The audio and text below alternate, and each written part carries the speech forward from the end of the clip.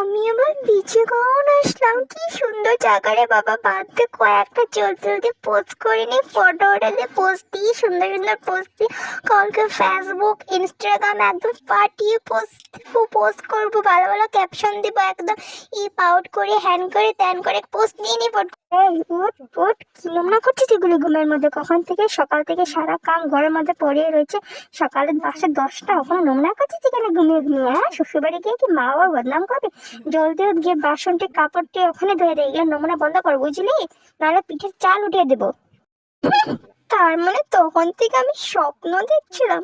শালার আমার তো আর কপালই নেই পিছে যাওয়ার। ভালো ভালো ওয়েস্টার্ন ড্রেস পরে যে ফটো করবো, এইসব পোস্টই নি, ঘরের মধ্যে খালি বাসন ধোবো, কাপড় ধোবো। আমার কপাল, আমার আর কি এর কপাল, এখানে বাসন ধোবো, কাপড় ধোবো, মার কথা শুনবো, এইগুলি খালি।